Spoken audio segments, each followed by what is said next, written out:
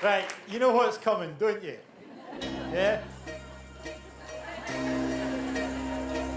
Now this time, are you ready?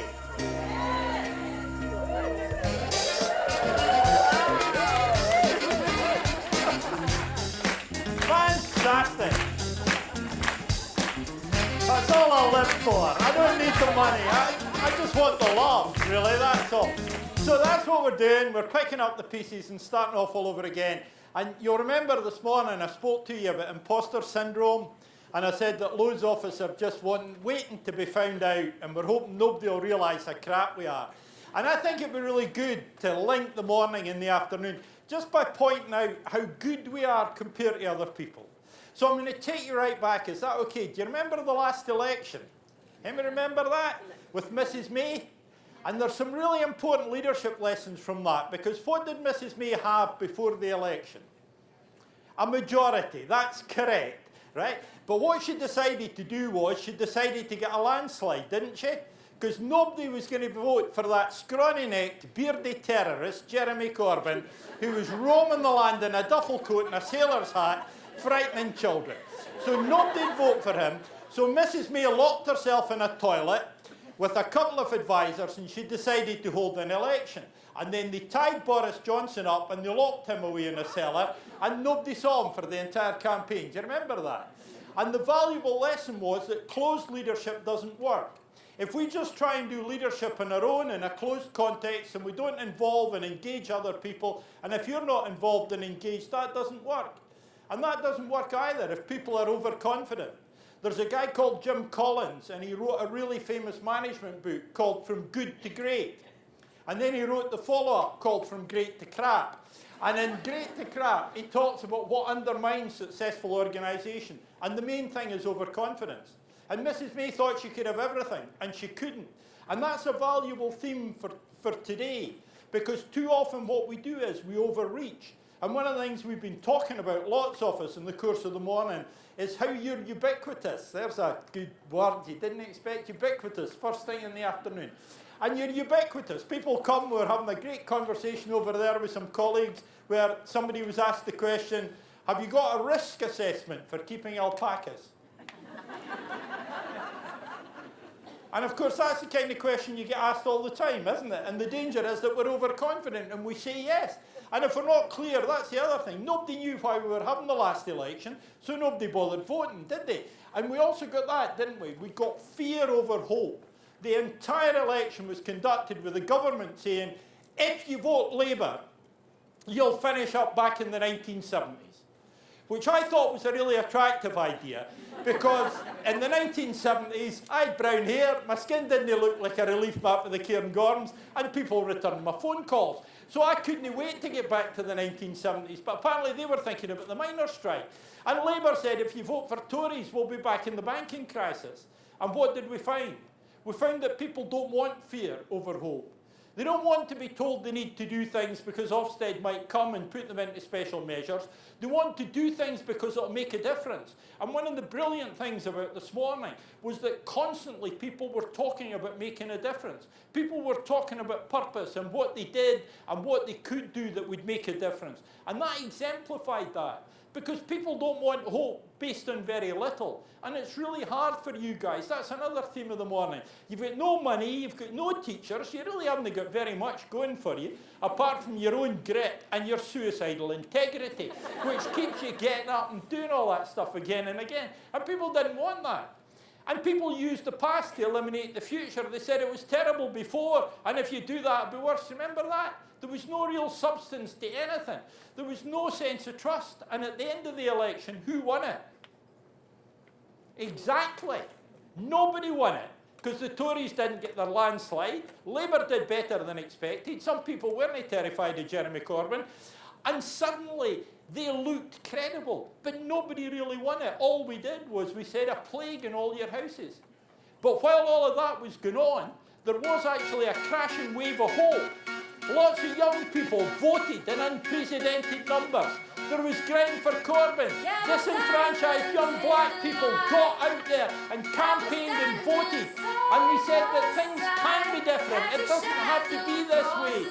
And there was was a brilliant sense of hope and optimism, and we rewarded them with Brexit. And it's important to look around and look at what a complete shambles. I mean, some of you might have voted to leave. Some of you might have voted to remain. Did anybody vote for this shambles? Right? Honestly, good question. So there's the first thing. First lesson from Brexit. You can't fake unity. There's not a single party apart from the 4 Liberal Democrats who are united around Brexit, are they? Everybody's squabbling. And that's true for your schools as well. You can't fake unity in schools. And you can't fake common purpose. And it's that idea of common purpose that promotes unity. And that's what we've talked about all morning. The brilliant thing about this conference, the brilliant thing about this event, is that you've got a real mix at it of people with big ideas. You're going to get a discussion about ethics. You're going to get a discussion about values. You're going to get the experience of a head teacher, but you're also getting practical stuff all the time.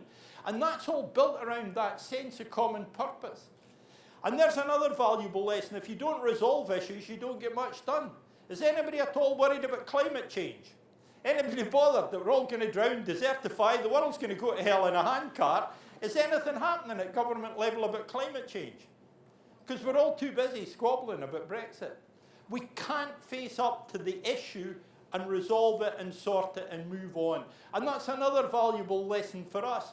Because if we don't address the issues and the conflicts in our schools, we won't get anything done either. Particularly if all we do is prioritise our own position. Because it's not about us, it's about them. It's about children. That's another powerful message that's come through the day. And it's important to recognise, don't ask questions unless you're prepared to live with the answers. Remember David Cameron? Not me. The other one, the potato-faced imposter. Remember him? He thought that it would be fine. He thought he could ask people, do you want to leave or do you want to remain? And he thought he knew the answer. And he didn't get the answer he wanted. And he's now locked in a shepherd's hut trying to write his book. Right? And it's all that stuff. You need to be really open with people when you're consulting with them. You need to inform them what the consequences are. You need to do all of that. And think carefully about appointments. Mrs. May's appointed 3 Brexit secretaries who all voted against the deal they negotiated.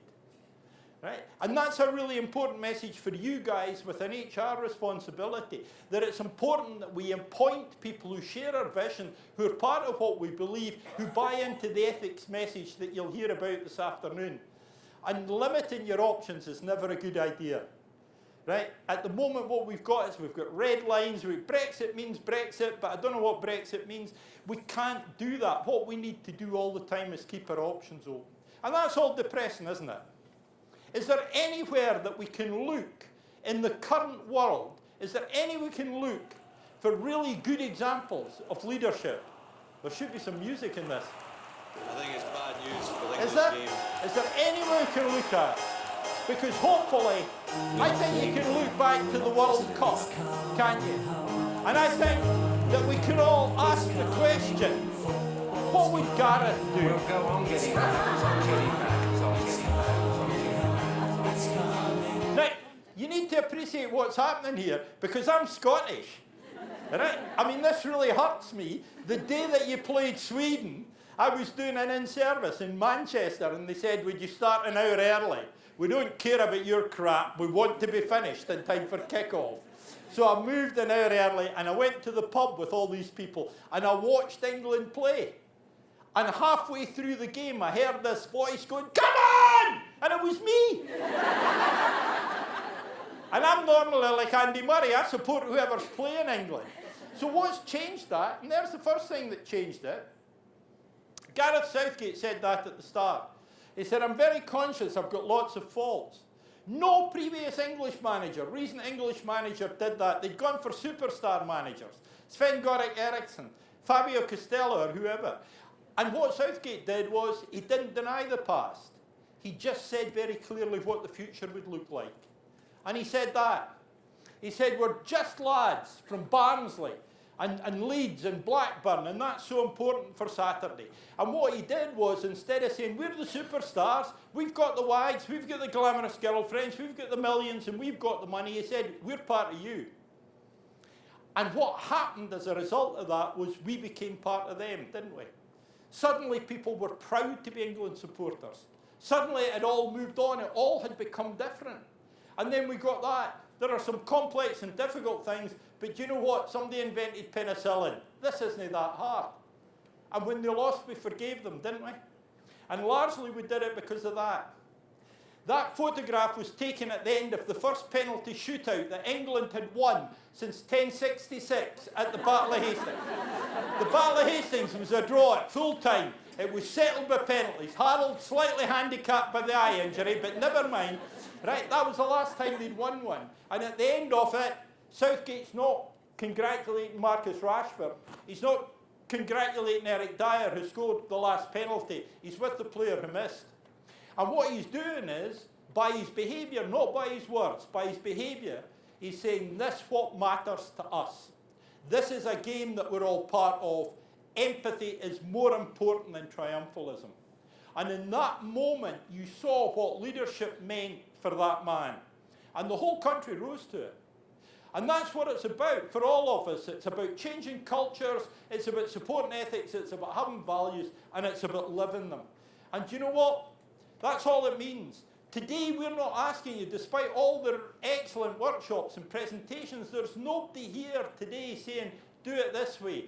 There's nobody here saying, do it new. There's nobody here saying, do it more. Everybody's just saying to you, let's do more of the stuff that works. Let's find out what works. Let's reflect on what we're doing. Let's understand the context in which we work.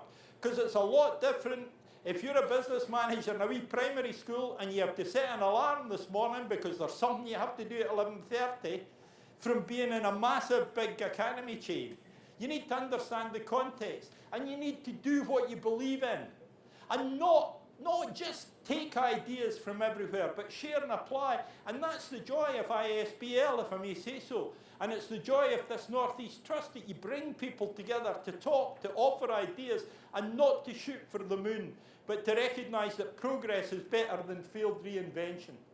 And the other thing you need to remember, guys, is that actually you and your colleagues aren't doing stuff wrong. You're not here at this conference because you need to get better. You're here at this conference because you want to get better. You're not here to address failure and deficit. You're here to learn and to think about what else you might do. And that's what you do. You consistently give people a reason to believe. Through your work, through your schools, you do that. And you make differences. You find ways to do things. And you make differences. But the biggest thing of all is that when you don't make differences, you persist. You keep trying. And the fact that you're here as part of this day, the fact that you've absorbed this morning and you're ready to move in, to listen to hear the sessions in the afternoon, to engage in workshops, that gives me a reason to believe. Because I just do the talking, and it's you guys that make the difference. But as I warned you this morning, if you're going to make a difference, you have to learn to dream. You have to dream that things can get better, and you have to believe that things can get better. And when the chorus to this song comes along, you have to sing with it, or it doesn't happen. Yet again, ladies and gentlemen, I've been the real David Cameron. There's all my contact details, including my mobile number. I never give up trying. I'm a desperate man, and it's all there. And any minute now, we'll be asking you to bloody hell. Get that back on, mate. That was a disaster. In fact, there we go. I've been the real David Cameron. You need to dream, and you need to believe. And that's me, and there's my picture. I'm on fire. It's a disaster. And there's all the details. There's all the stuff I told you this morning. And that's it. And in a minute, it's the chorus. Are you ready for the chorus? Turn it up, lads. Shortly, are we ready? I'm counting on you. Cheer up, sleepy Jean. Oh, what can it mean to a daydream believer and a homecoming queen? Gonna love you! Excellent! Thanks, and now welcome your proper speakers!